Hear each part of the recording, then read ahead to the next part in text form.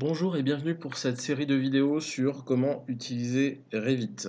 Alors, Revit, avant de commencer à l'utiliser, on va déjà savoir ce que représente ce logiciel. Le logiciel Revit, c'est une application de conception assistée par ordinateur qui est orientée architecture.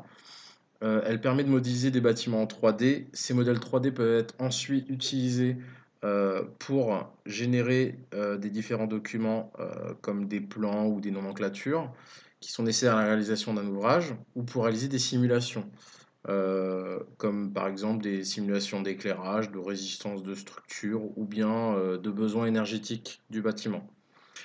Donc Revit, ce qui fait la force de ce logiciel, c'est la démarche qui se trouve derrière ce logiciel. C'est une démarche qui s'appelle la démarche BIM, Building Information Modeling, qui vous permet de réaliser euh, comment dire, une étude avec l'ensemble des intervenants du bâtiment afin de vraiment prendre en compte toute la démarche de création, la démarche de réalisation et la démarche d'entretien, tout le cycle finalement de vie du bâtiment. Donc en gros, le logiciel Revit vous permet en tout cas au niveau des entreprises de finalement réussir à intégrer l'ensemble des intervenants de manière à créer un système cohérent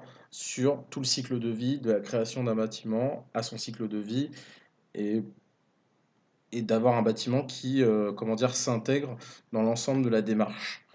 Alors, on va ouvrir Revit, donc je l'avais déjà ouvert avant parce que ça demande un peu de temps d'ouverture sinon.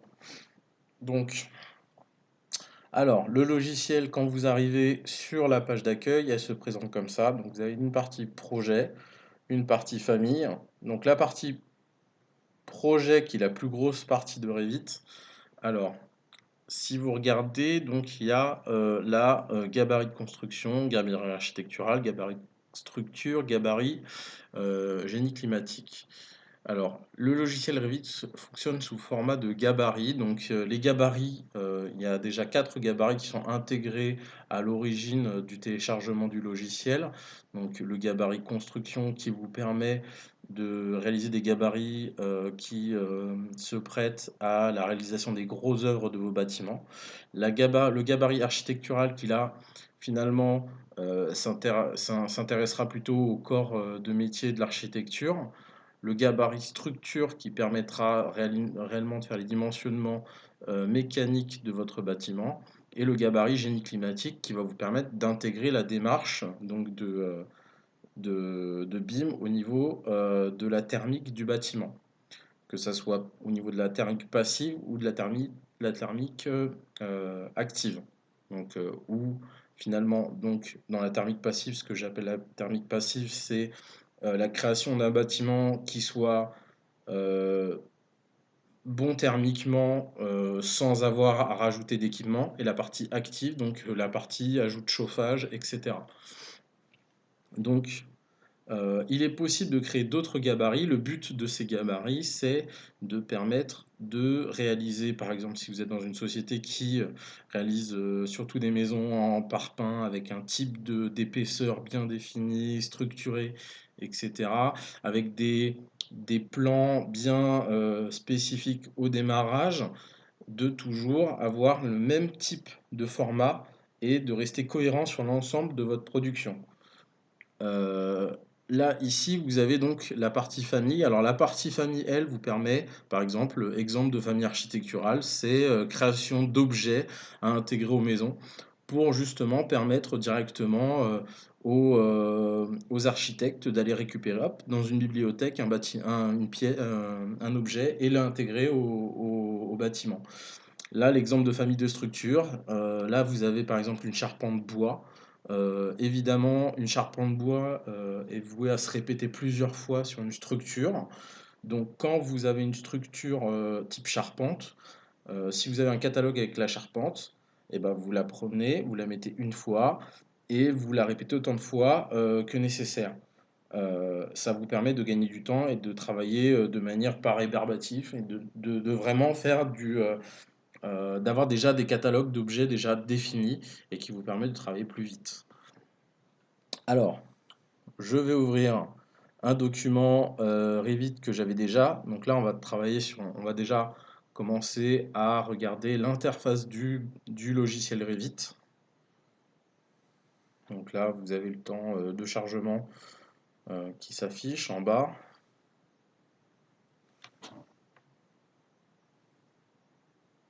Nous voilà donc dans l'interface utilisateur. Donc l'interface utilisateur, elle est composée de plusieurs parties. Donc la première, c'est ce qu'on va appeler le ruban, qui est en partie haute.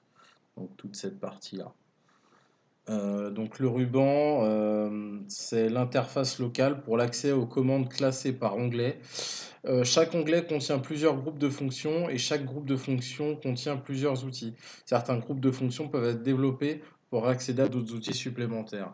Alors ce qu'on veut vous expliquer par là, c'est que en gros, quand vous êtes par exemple sur l'onglet architecture, vous avez tous ces icônes qui vous permettent de dessiner. Et vous avez encore des icônes qui peuvent être développées avec la petite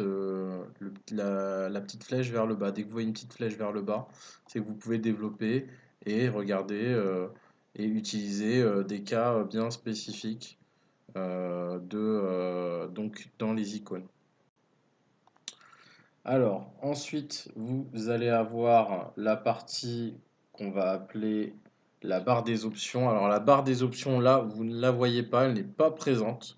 Tout simplement parce qu'il faut cliquer sur certains icônes pour la voir apparaître. Elle est présente ici, c'est la barre des options. Donc, la barre des options, elle vous propose des options et des paramètres relatifs à l'outil actif ou à l'élément sélectionné.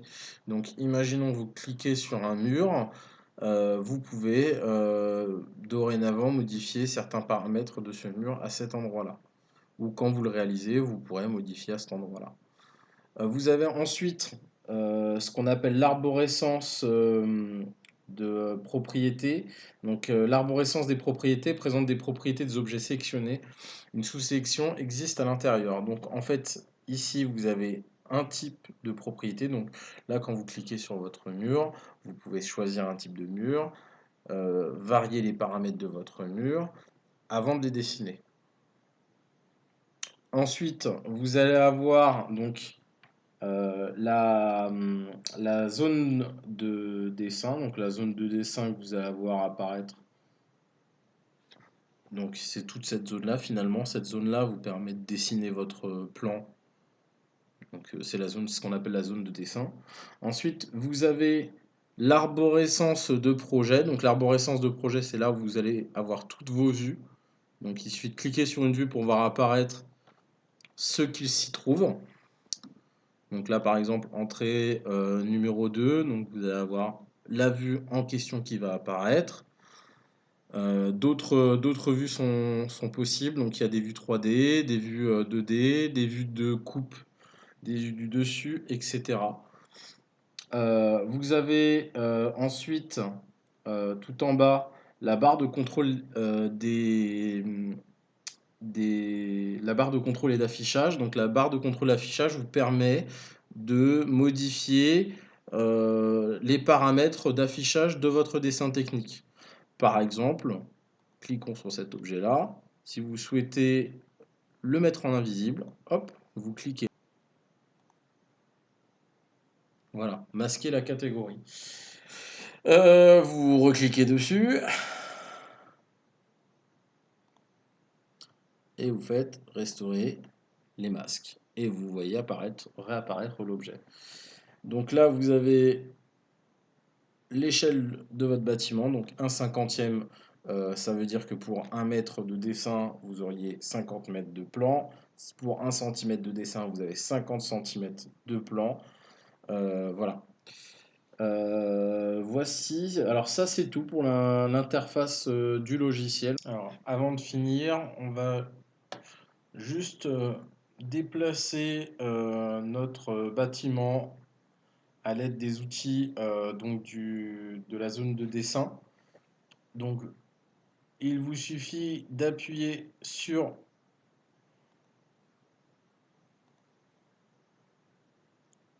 ce cube pour pouvoir déplacer votre bâtiment et le voir selon différentes vues au niveau de la 3D. Une autre manière de le faire, c'est à l'aide de cet outil, donc le disque de navigation. Donc quand vous cliquez sur orbite, vous pouvez le faire pivoter autour de son axe. Quand vous appuyez sur zoom, évidemment, vous pouvez l'avancer ou le reculer en fonction de la zone. Si vous restez bien sur la partie centrale, le zoom se fera à cet endroit-là.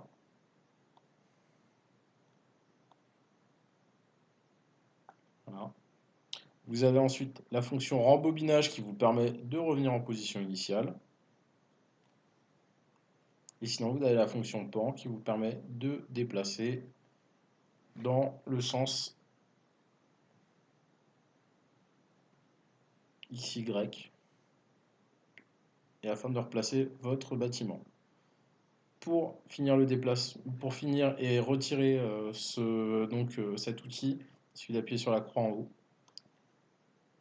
Ça disparaît. Il y a d'autres possibilités de le faire avec des contrôles. Si vous voulez, avec la molette, quand on reste appuyé, on peut bouger le bâtiment, comme avec la fonction pan. Quand vous faites rouler la molette de votre souris, vous pouvez zoomer et dézoomer. Une autre manière de dézoomer, c'est avec contrôle et en restant appuyé sur la molette de la souris. Vous pouvez zoomer et dézoomer toujours. Voilà, on se revoit pour la prochaine vidéo.